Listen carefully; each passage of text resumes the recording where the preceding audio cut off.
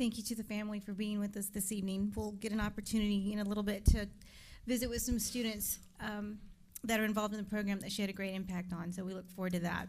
But before that, I'd like to introduce Miss Betsy Medrano. She's a sophomore at Kempner High School. Cadet Medrano, could you please come forward? She assisted us with our pledges of allegiance.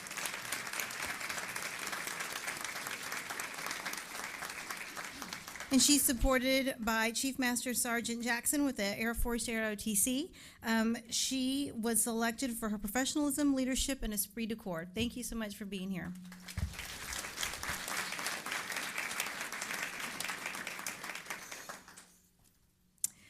We also have Mr. Gary Gamble, our loss prevention specialist. Could you come forward, please, Gary? He is the recipient of the 2019 TASB Risk Management Fund Excellence Award, and he won that for his Vision Zero campaign throughout the district. On behalf of Fort Bend ISD, he was awarded a plaque and $1,000, which is being used to purchase radios to support emergency preparedness at the Julie Rivers Complex.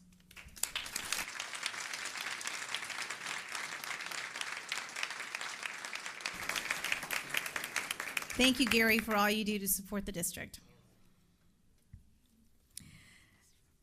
Next, from Hightower High School, we have Coach Deborah Mizey. She is the girls varsity basketball team coach, and she was selected for Coach of the Year for both the Houston Chronicle, Greater Houston Area, and Vibe Magazine.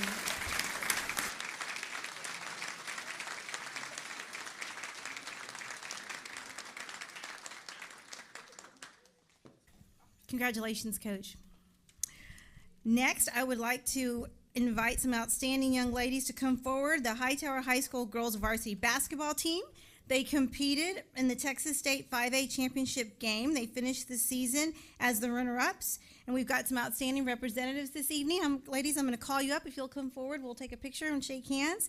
Can we please have Miss Taylor Purvis come forward?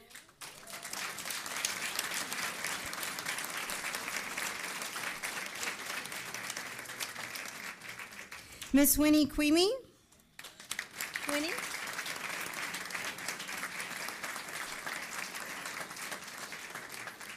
Miss Destiny Lombard.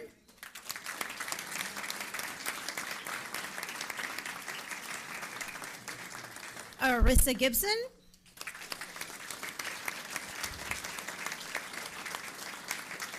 And Miss Sydney Johnson.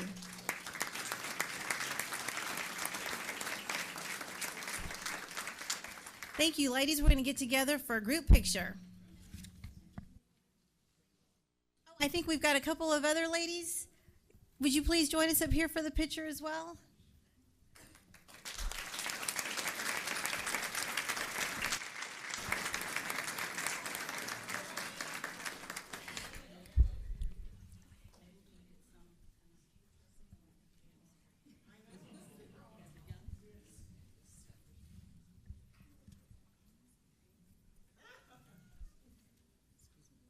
We're going to grab a couple pictures.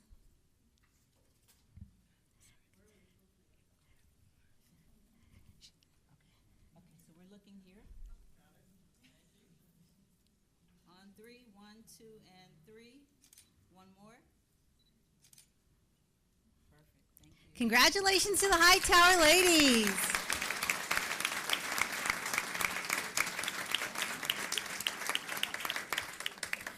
Good job. As they're making their way back to their seats, I'd like to introduce Mr. Dexter McCoy to come forward, please. We've got some outstanding recognition for our student leadership.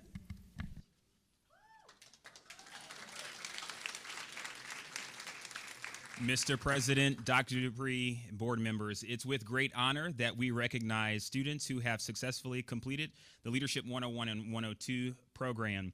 It is befitting that we recognize them on this special occasion. This is our 10th cohort to complete this program. I had the benefit of being a part of the very first cohort when it was founded back in 2008 under the tutelage of Ms. Sonal Bouchard and serving in it with her daughter, Nikki Bouchard, as well. So it's great that we have this wonderful opportunity. But to do that, I would like to call up two outstanding students to give you an overview of their experience. I'd like to invite senior, Elkins High School senior, Mr. Mason Hoover, and Bush High School senior, Miss Faith Agba, to tell you a little bit about their experience.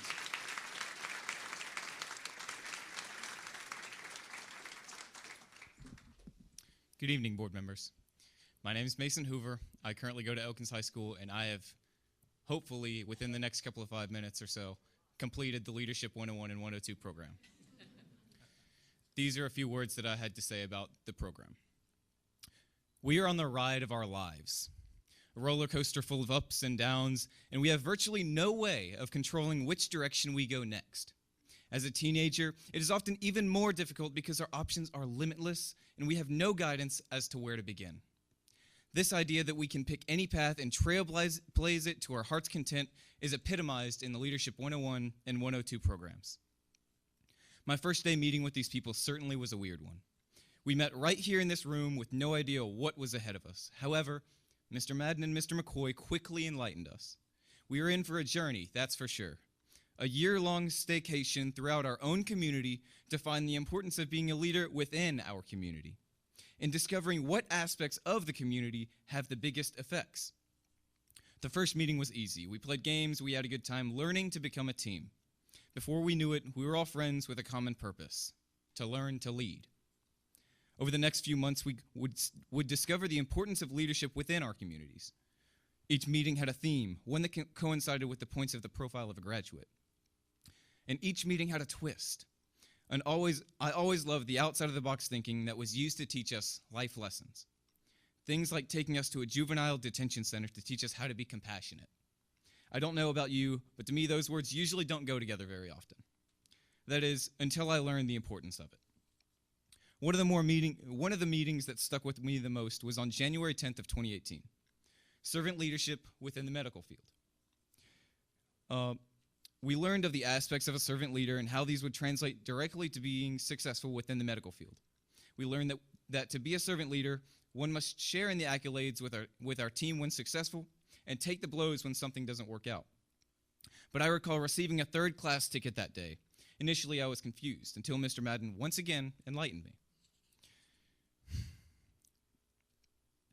He told us about the members of a coach.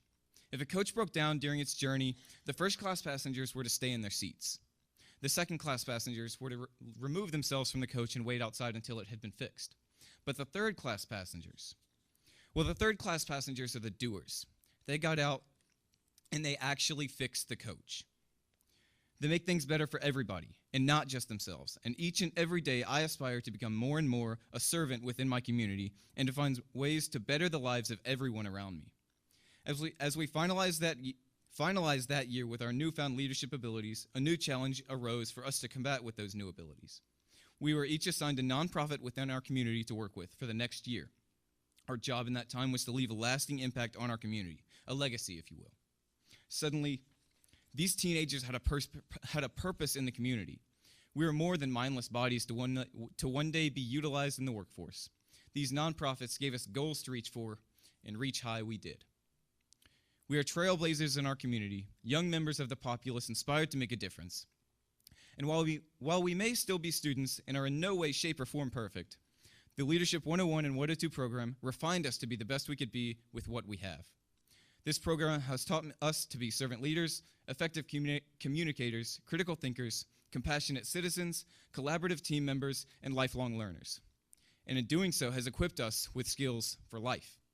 Because we are on the ride of our lives, and we've got a third-class ticket.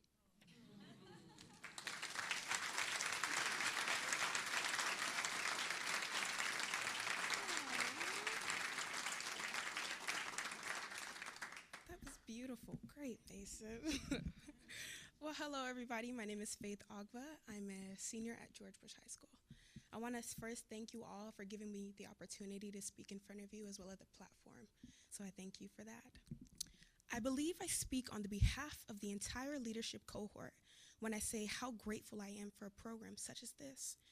We were all given the opportunity to be leaders on our campuses as well as our communities. In unconventional ways, we were taught the attributes of a profile of a graduate. Whether it was, as Mason has once said, going to a juvenile detention center to learn about being a compassionate citizen, or putting our skills of effective communication, a collaborative team member, and a servant leader to work when we partnered up with our nonprofits this past summer. It was a great experience. And finally, honing in everything that we had learned and speaking to our state representatives in Austin. They took us there. It was incredible. And this program has really equipped us with the skills for life. I have been in ISD since I was a kindergartner. And before joining this program, the most leadership position I've ever had was being my first grade class line leader.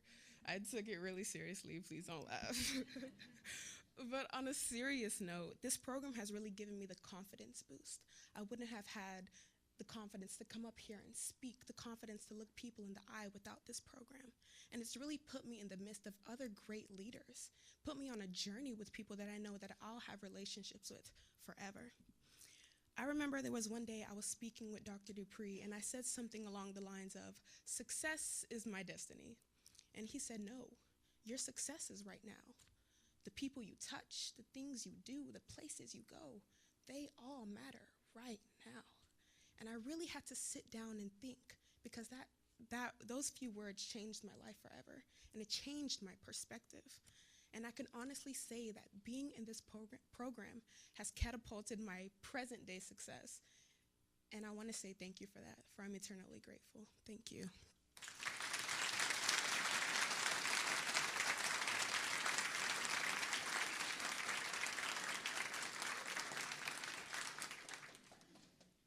And I'd like to recognize Mr. Mike Madden, Coordinator of Student Leadership, to recognize our students. Thank you. It's my honor and privilege to represent this year's Leadership 102 cohort and recognize their completion of the Student Leadership Program. So please come forward and receive your certificate and your graduation cord. From Austin High School, Zabir Islam. Midhat Jaffrey. Sharista Rohilla. From Bush High School, Faith Agba. Sobia Syed. Catherine Wooten.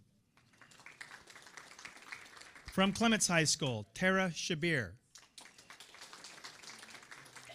Elizabeth Tillman. From Dulles High School, Ravali Bavarju. Victoria Chan. And Alexander Sepulveda. From Elkins High School, Joseph Babu. Anu Cherakora. And Mason Hoover. From Hightower High School, Ojikanma Oko. From Kempner High School, Jennifer Agu. From Marshall High School, Abraham Lopez. From Rich Point High School, Abigail Barriga. Avery Byrne. From Travis High School, Kevin James Hulapus. And Axel Jaconia. And from Willow Ridge High School, Melissa Marquez and Angel Medina Jr. Thank you very much.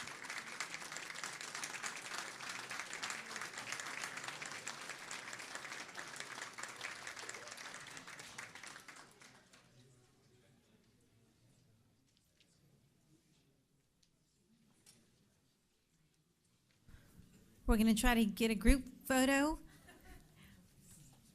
If we can get our taller students towards the back and our shorter students towards the front, you know who you are.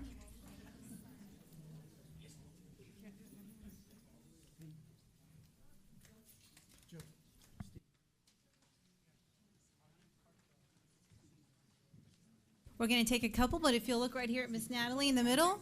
Right here first, please. Thank you.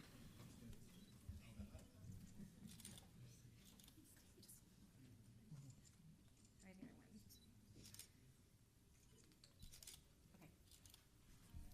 I think we got a couple parents still taking pictures. Always. To the left, there you go. Yeah, to the right.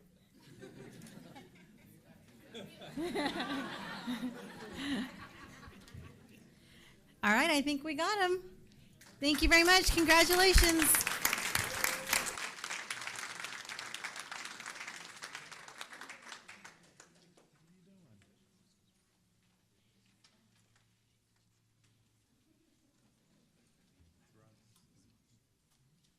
All right, and I would, as we close our recognitions this evening, it's our tradition at this meeting each year to honor the president who has just concluded their year of service. This is the evening. Later this evening, the board will elect new officers for the coming year. And this year, we have a beautiful new gavel for Jason Burdine, who has completed his first year as president. I will have to say it has been a privilege to work with him. He has done a phenomenal job in leading. He meets with me for hours on hours. So let me just say, we spent a lot of time together, as I have with each of the other presidents. So it has been an honor to serve and work alongside him in planning the agendas and doing the work that we do together. So thank you, Jason, for all your hard work.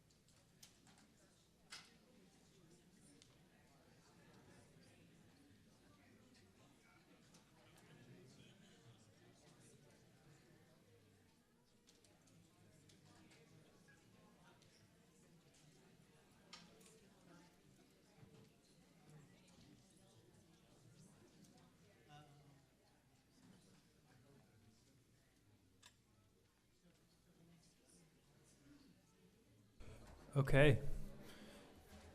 Also joining us this evening is Mr. Dave Rosenthal. He's going to be joining us via Skype. And up next, our next agenda item is the audience items. So, Mrs. Haliger, will you take time this evening? I sure will. My pleasure. All right, thank you. Each member who signed up will have 3 minutes. Mrs. Haliger will give them a 30-second warning. First up is Mrs. Lisa Carruthers.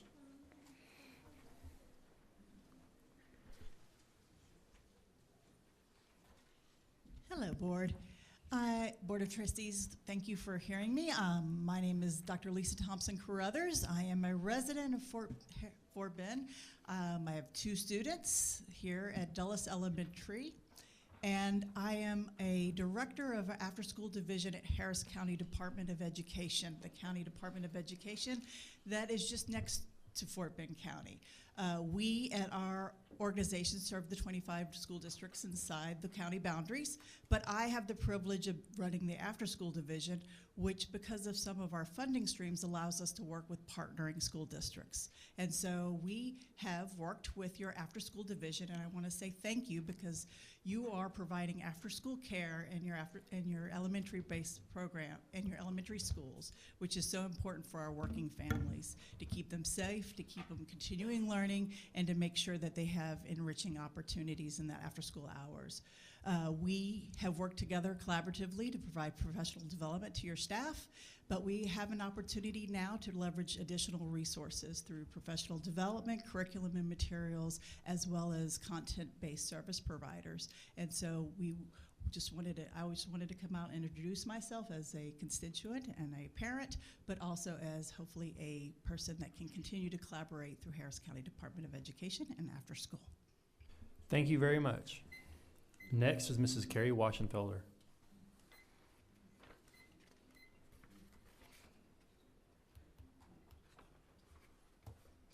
Good evening, Dr. Dupree, President Verdeen, and the other members of the board.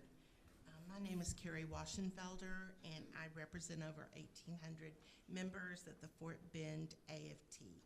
And recently, I was looking over the agenda book, actually last week, and there were several things that concerned me. And so I'm here to talk about some of these issues, and I believe some you will vote on tonight, some you will still have under consideration.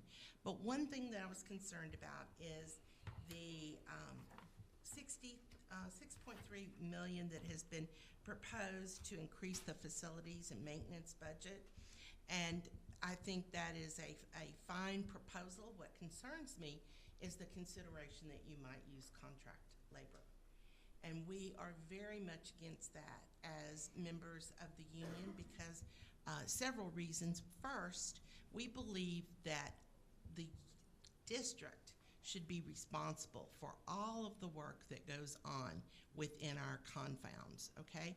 It should not be delegated to other organizations to take care of our facilities. I feel that if you think about some of the problems we've had with contracting prisons, if you research that, you will see that there are inherent problems.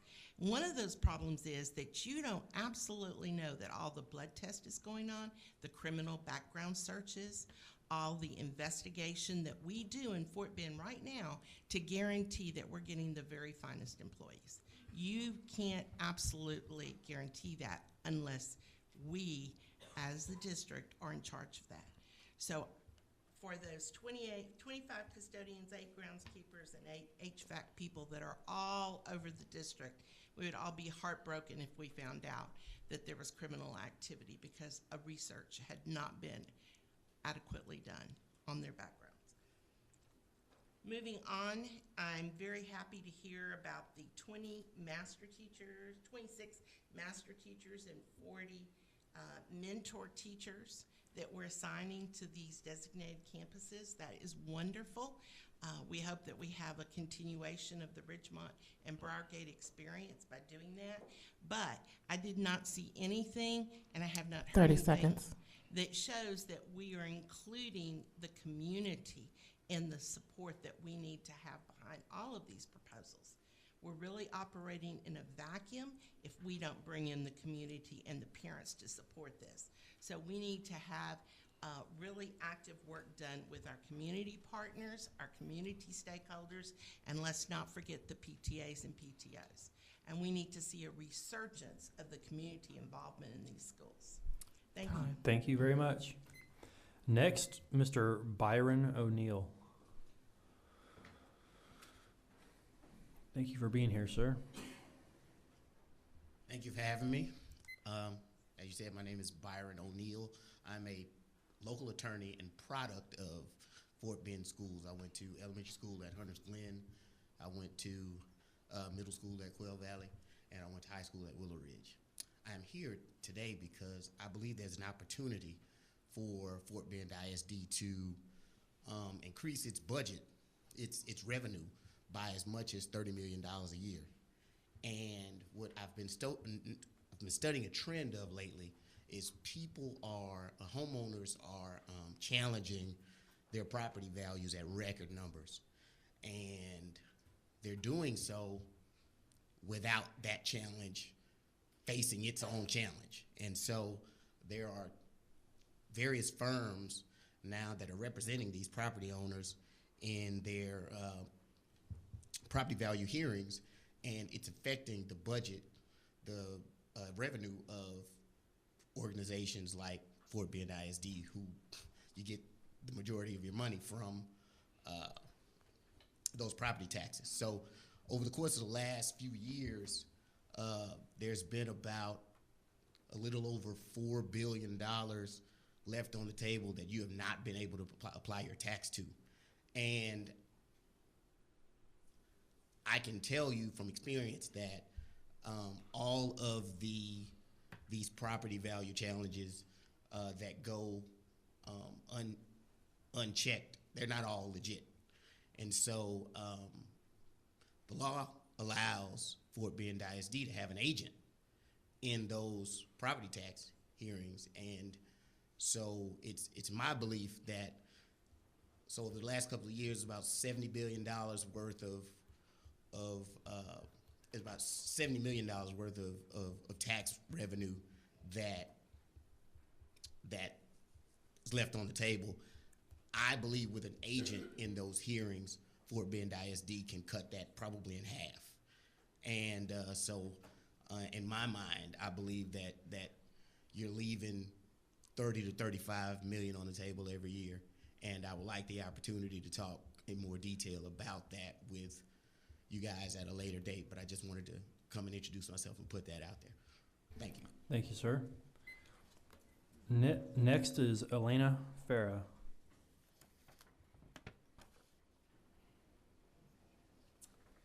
Hello, thank you for this opportunity. Step up closer. There you go. Thank you for this opportunity. I am an advocate for public education. I'm a parent of a student in Fort Bend ISD, and I'm also a taxpayer for the last 15 years of the school district.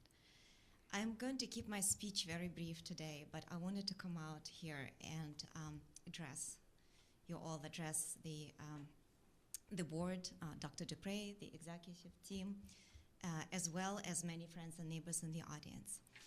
And specifically, I'd like to respectfully request Dr. Dupre to see if you're planning to make a recommendation to the board to conduct an efficiency audit in conjunction with the tax ratification election that is tentatively scheduled today for August. There are a couple of reasons for that, and specifically, the district administration is making a recommendation to seek voter approval to increase taxes for operations. Our residents, taxpayers, overwhelmingly approved a bond in November. 3-1 was the approval. It indicates, for the much needed bond, in my opinion, for capital, facilities, maintenance, and expansions, and sending a signal that there is a lot of support for this much needed spending. Today, it's been barely 7 months since that vote, and as we have just witnessed in the most recent election, there was a lot of talk about transparency and accountability. And I think that having an efficiency audit would send a very strong message to the community, to unite the community around building approval for allowing the district to generate additional operating revenues. We as taxpayers, as families, we're all united, and we would like to see how our tax dollars are generating return on investment. We want to see these multipliers from the money that the district is already spending. This information is not included in the financial audited statements that are routinely produced, so it would send a very strong signal and message on accountability. And that is basically all I wanted to bring up to the attention of the board, and as this recommendation is considered in conjunction with the tax ratification election, it could be a very strong message of accountability. Thank you very much for your attention. Thank you very much. Next, Mrs. Tina Mitchie.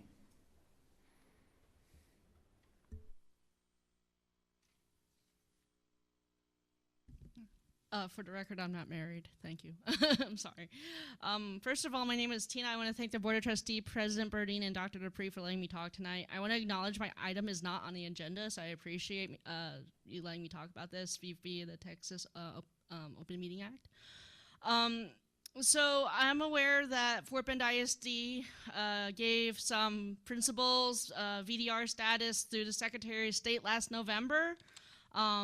I was an election judge in November. I've been an election official since 2012, so that's the last 7 years. And I had about 2 dozen kids who came up to me who said, I submitted one of these forms to VDR in my school.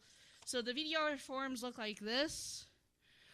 They're not the mail-in forms because the mail-in forms you don't need to be a VDR for. So, the question I have is what happened to this paperwork? And the reason it's a FBISD issue is because I personally went to the elections administrator, and I'm not up here representing the elections administrator or any partisan party. I'm up here as someone who's part of running the elections, okay?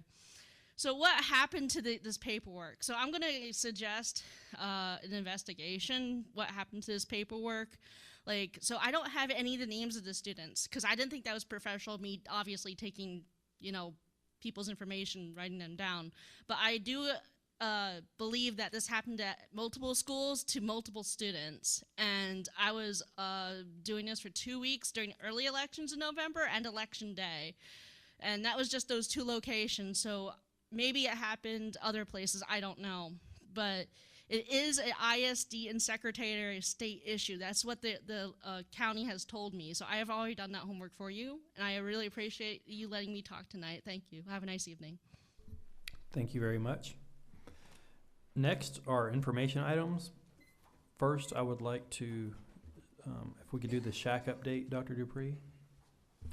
Yes, sir. We are pleased to have with us leaders of the SHAC this year, including the chair. This is Erica Bernard. I'm not sure, Deanna, are you going to introduce it? Our chief academic officer oversees that with her team, so Deanna is going to begin the presentation. Thank you, Dr. Dupree. Good evening, President Burdine and members of the board. As Dr. Dupree indicated tonight, we're pleased to provide an update from the Student Health Advisory Committee on the work that they've done throughout the 2018 and 19 school year. This evening's presenters are our Coordinator of Health and PE, Lori Sartain, and Erica Bernard, who is our Student Health Advisory Committee President. Lori? Hello. Good evening, Dr. Dupree, President Burdine, and members of the school board. The School Health Advisory Council is a parent and community advisory group mandated by legal and local policies. The majority of the SHAC members are parent volunteers. The remaining members include district coordinated school health representatives and community members. So before we start today, I'd like to recognize our SHAC chair, Erica Bernard, and then other members of our SHAC committee that have come today. So if y'all would please stand.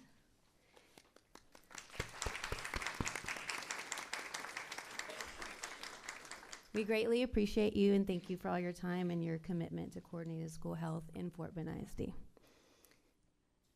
Do I click? Okay. Today we are going to cover a couple topics. Some of them are the goals and progress updates that the SHAC has done over the 2018-19 school year, the SHAC mission and vision, wellness models, SHAC programming implementation, which includes SHAC accomplishments, and then the focus of the SHAC's work for the 2019-20 school year, and we're also going to recognize community partners. So this is our SHAC vision. It was updated in December of 2017. We updated it to include teaching and promoting wellness through healthy lifestyles. We have just adopted a SHAC mission. The purpose of this was really to continue our ongoing efforts to make sure that we're aligning board goals, profile of the graduate, and our wellness policy that the board adopted in 2016. Okay, so this time I'm going to turn over the presentation to our SHAC chair, Erica Bernard. Thanks, Lori. Good evening. I was going to say afternoon. Good evening. Can you hear me okay? In the last 5 years, I guess I have to click. In the last 5 years, the coordinated school health model on the left has developed into the whole school, whole community, whole child model on the right. Our district wellness policy initiatives are based around this newer model. The role of the SHAC is to make recommendations to the Board of Trustees to continually challenge the effectiveness of wellness efforts in the district based on this model. A coordinated approach has been universally determined to be the best approach to maximize the improvement of students' health and their capacity to learn through the support of families, communities, and schools working together, all three. I'd like to share the work of the Fort Bend ISD SHAC as it relates to the whole school, whole community, whole child model. If you look at the model up on the screen, on the outside of this model in the yellow bands, you'll see the community component. The district's community is made up of organizations that we work with, parents whose support is also very essential, and other community organizations. The programs you see listed on the outside of the model represent the major wellness efforts currently being implemented on many of our campuses. Using this model, we can effectively evaluate where we are in relation to more fully implementing the Fort Bend ISD wellness policy. Please take a moment to look at the variety of programs our students are benefiting from. Several of these programs, such as Harvest of the Month, which is a farm-to-school initiative, and Turn It Gold, a pediatric cancer awareness initiative, have been initiated by parents who serve or have served in the past on the Fort Bend ISD SHAC. As we look at this model, we can also see where we are implementing quite a few programs and where we need to do a little bit of a better job in the future. So we will focus on that next year. Because community support is so important to developing the whole child, the SHAC recommends the inclusion of PTA, PTO, VIPs, or very important persons, or other parent representation on all campus wellness committees to better help coordinate and communicate resources that are available to meet the wellness goals we continue to strive to execute.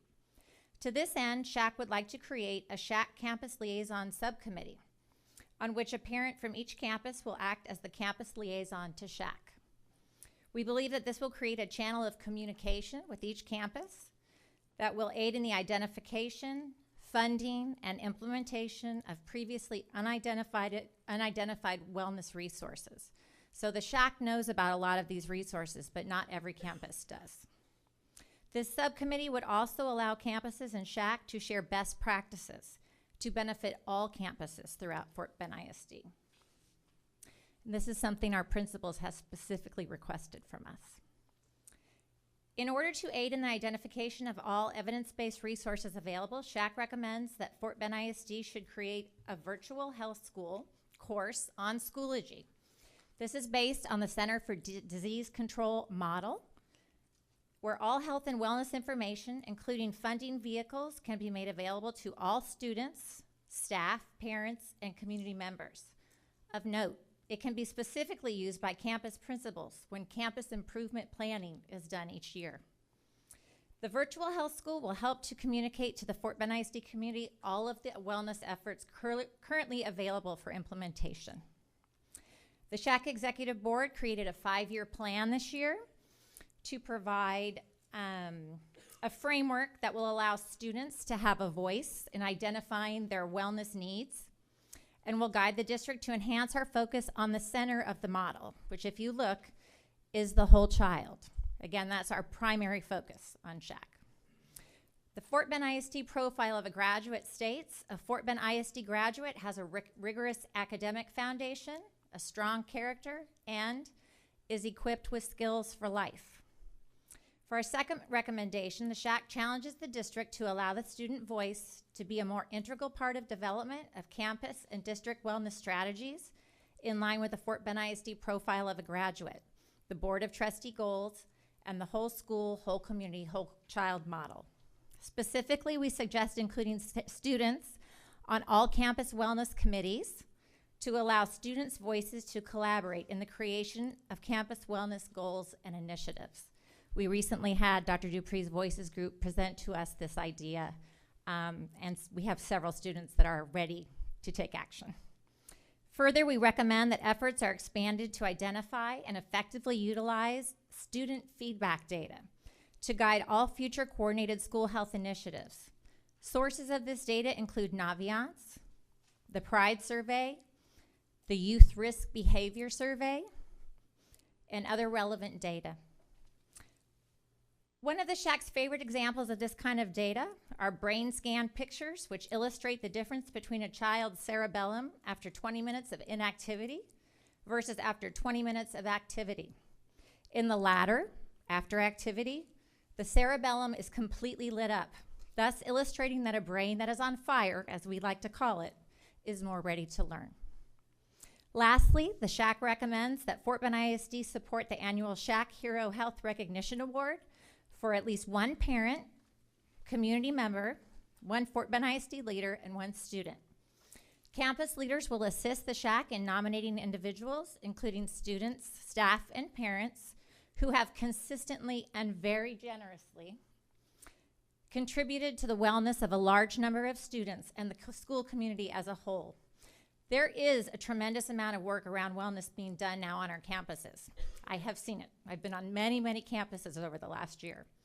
And the passion of these health advocates should continue to be encouraged and recognized.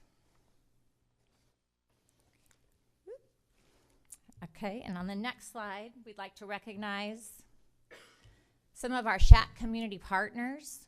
Those that are listed not only provide community resources, wellness resources to our campuses, but they also serve on our SHAC. We're very grateful to them. Some of the others who contribute but are not listed are HEB, the George Foundation, Tug for Life, Marathon Kids, Girls on the Run, Save the Children, and many more. Thank you, Dr. Dupree, Mr. Burdine, and members of the school board for the opportunity to present the ongoing efforts of the Fort Bend ISD SHAC around coordinated school health. We would be happy to answer any questions you might have now. Thank you very much for that great presentation. I think we can all agree that promoting evidence-based wellness is crucial to developing the whole student, and it's really important for our staff and community as well. And so, saying that, Mrs. James, would you like to say something? Yes, I would. Yes, I would. So I really want to thank the members of the SHAC that are here tonight. I serve as a trustee representative on the SHAC, and I have for a couple of years on and off, and I really appreciate them. And I particularly want to mention, Erica, thank you as a volunteer. You serve many, many, many hours on top of your full-time job to lead the SHAC, to organize the meetings, to host events, to go to events, and to generate ideas and organize all the community organizations on that graph, but also all the other parent volunteers from many, many schools in the effort. So I appreciate you, and I appreciate the work you've done, and I think our district appreciates the work as well. So I just want to say thank you. Thank you, and I'd just like to say I could not do what I do without the team of people sitting next to me. That's for sure. Thank you, Mrs. James, for serving in that role as well. Next, we have our internal audit risk assessment. Mrs. Tossan, would you like to start us off? Yes, thank you, Mr. Burdine. So I have the privilege of serving as chair of the Internal Audit Committee this past year. I've been on the committee since I got on the board 5 years ago. And I just want to take a moment to remind everyone of why we have an internal audit committee on the board. It's not something that's mandated, but it's something that this board believes is critical to the operation of this district. So the audit committee exists to engage either an internal auditor or an independent consulting firm to conduct audits for us. And they conduct audits of various departments, programs, and our systems in order to identify potential risks and threats to an organization's goals and to make suggestions for mitigating those risks. So different than the mandatory financial audit that's conducted each year, the internal audit function is not mandatory, but in our view is extremely necessary, as I said. Fort Bend ISD has a very robust audit program, and we have since at least I've been on the board, so I can attest to that. And it has helped us identify many ways to operate more efficiently and effectively. As Mr. Rice always likes to say, it's not a gotcha type of process, but it's a process that allows for an independent, objective, and assurance activity that helps improve systems and processes where necessary. We currently have engaged Gibson Consulting as an independent consulting firm to conduct these audits for us. We recently asked Gibson to conduct a risk assessment for Fort Bend ISD in order to identify areas where we might be in most need of audits in the upcoming years, and in order to help us plan not only this year, but over the course of the next few years. So Gibson did conduct that assessment, which I will let Mr. Greg Gibson talk about in more detail.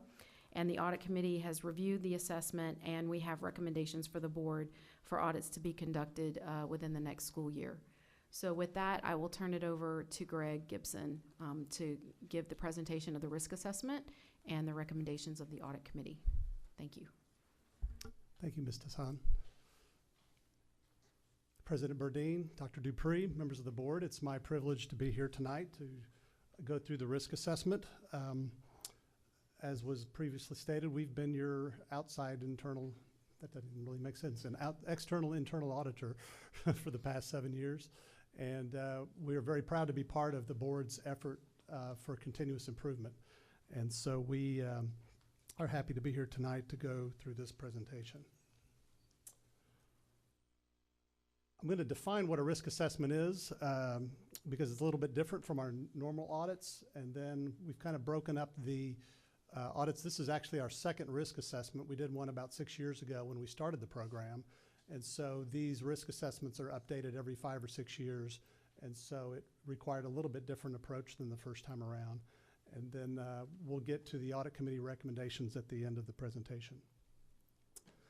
So risk assessment is not a typical audit. We're not here tonight to give you the results of an audit of a particular program or department. A risk assessment is a planning mechanism so that we can decide what makes sense to audit next.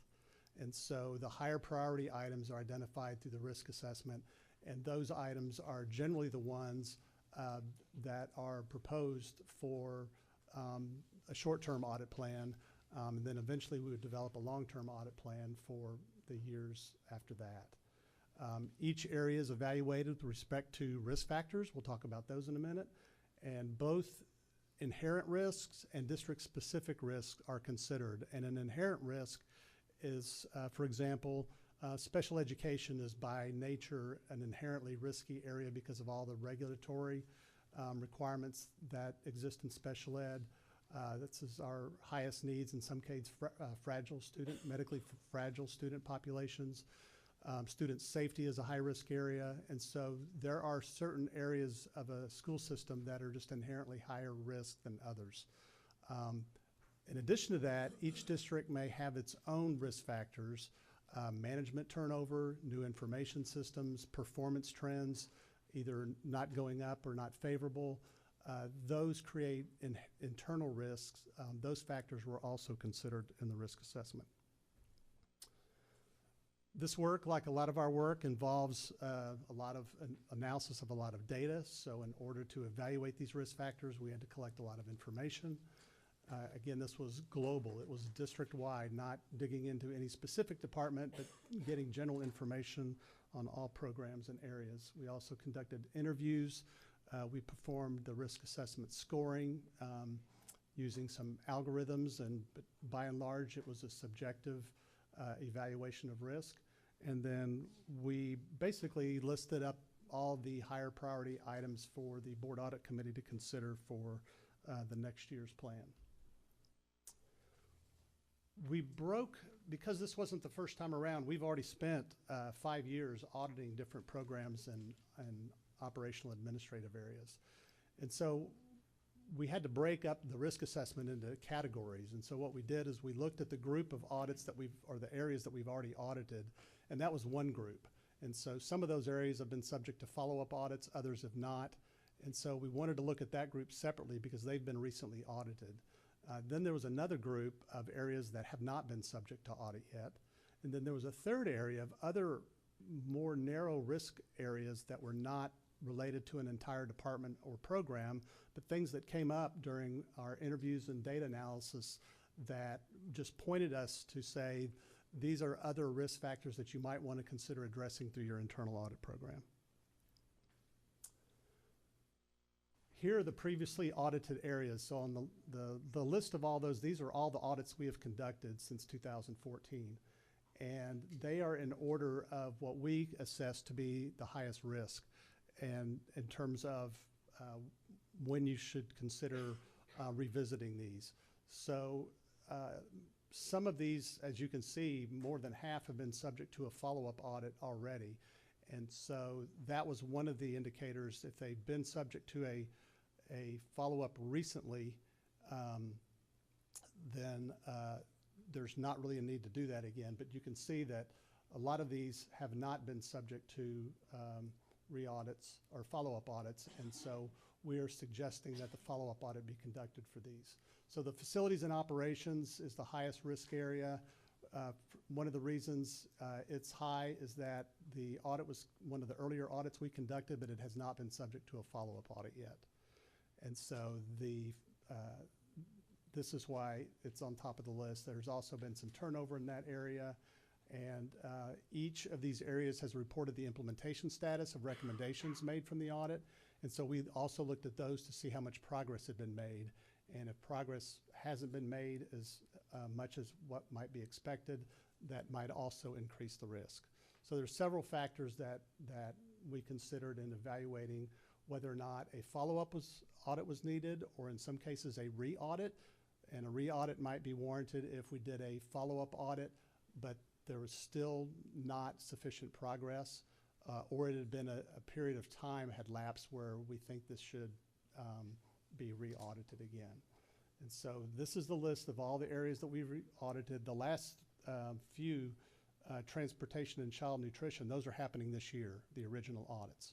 And so those you shouldn't need to look at in the near future. For the unaudited areas, we applied 9 risk factors to evaluate all of these unaudited areas. And so you'll see on the next slide a table that basically measures each of these risk factors against all of the remaining functional areas that are subject, that have not been audited yet. So you can see that most people, when they think of internal audit, they think of the potential for fraud or theft. That's only one risk factor. As you can tell, I'm not going to read them all, but there's a number of risk factors that need to be considered when evaluating the risk of an area. So this is the grid. You can the areas are listed on the left. These are all the areas that have not been subject to audit yet. The red boxes indicate higher risk, the yellow moderate risk, and the green lower risk areas based on those 9 risk factors that I talked about on the previous slide.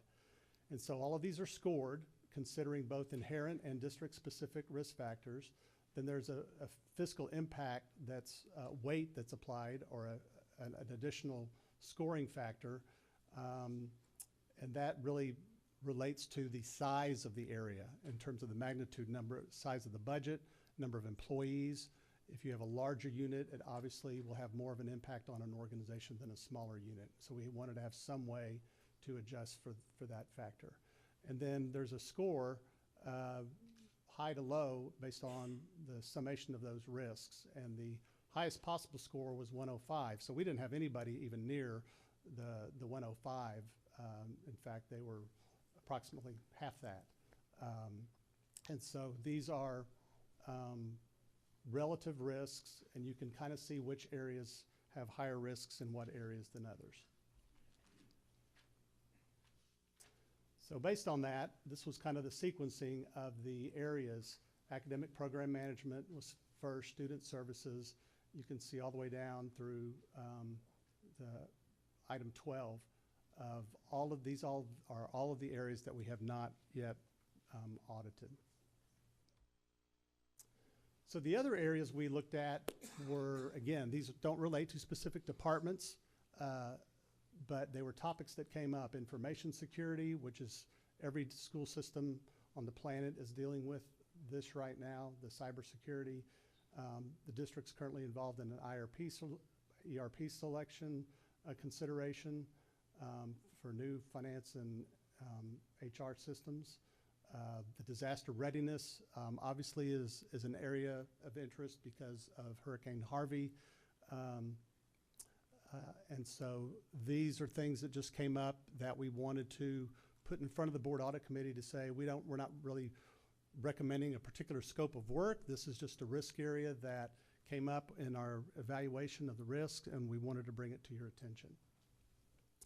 So if you look at the highest risks in each of the 3 buckets, we have previously audited, yet to be audited, and other risk factors. These were these came to the top in terms of the risk ranking. And the board audit committee is considering, they looked at this information and they made a selection of the facilities management follow-up, the academic program management audit, and a communications audit. And so these three are contained in a cost proposal that this board is considering later tonight. And so this was really the essence of the risk assessment, was to support the development of this plan and the audit program for next year. And I'll stop there, and if there are any questions about the risk assessment, I'd be happy to entertain them. Thank you, Mr. Gibson. We appreciate you being here and presenting that for us this evening. The only thing I wanted to add is that the audit committee reviewed the risk assessment with Mr. Gibson and his team in depth. We looked at and debated various of these topics. And in fact, if we could have, I think we would have had 5 audits, but obviously not only was that beyond our budget, but it was beyond what our staff could, we're always mindful of what the Fort Bend ISD staff can handle, and some of these were overlapping. So at the end, after much discussion and consideration of all the risk factors, this is what the audit committee is recommending for approval. Thank you, Mrs. Tossan. Mrs. Helliger? Thank you for your presentation. So I guess to what you stated, Kristen, these are the 3 that you all came up with. I would like to put my hat and say that I really would like for us to, if I'm reading this correctly, consider the Gifted and Talented program based on some of the communications that we've had here in the boardroom. I really think that needs to be a priority for us. So we discussed that at length, and one of the reasons we didn't come down with that program as a recommendation was because there are changes that are currently underway and that are getting started. And so we didn't feel like the timing was right this next year, that we needed it to be implemented, and then once implemented, to be audited following that. So it was one of those that was high on our list as well, and certainly made the top of the cut. But given the timing of the implementation, because we've just hired a new, is it executive director or director, and there are several things that are about to be implemented, we felt like after discussing it with Mr. Gibson and Dr. Dupree that it was a little premature. And after a year of implementation, we could dig in and see what was going on with the new changes. Yeah, thank you. I guess I can understand that. I mean, another view of it would be to do the audit now. That way you have a clean slate to kind of see where it's at, and so that as you're implementing new programs, you really can see, okay, what are the main issues, and have something to go by so that you can put the program together, So, I mean, that's just another, way to look at that, because we're putting things together. I mean, the audit is not, everything has to be so ugly, with it, anything that comes out of it. So it could have been used as a way to plan and put things in motion, so that we know that these are the things that we're having issues with, versus we think we're having issues with this. And since we have never really audited the Gifted and Talented program, we really don't know. So now that the new person, I'm sure, and I have every confidence in this new person that's coming aboard, however, that way they know exactly what's happening and where we are today. So that would be my recommendation. And we did discuss that as well. That was part of our conversation. At the end of the day, we could choose 3, and any additions priced us out, and we felt like these other, well, we usually do 2 audits and then 1 follow-up. So the 2 audits that rose to the top were the 2 that we're recommending. So, but we did have a lot of discussion around that as well. So your point is well taken. Mr. Rice. Mrs. James. Thank you, Mr. Gibson, for your presentation, and thank you, Mrs. Tossan, for your leadership on the audit committee on behalf of the board. I have a question to understand. Well, first of all, also, Ms. Helliger, thank you for your comments, because the Gifted and Talented program has been struggling for a long time, and so I understand where you're coming from, and I kind of agree, but I recognize also, I guess we have to prioritize stuff, so maybe that's a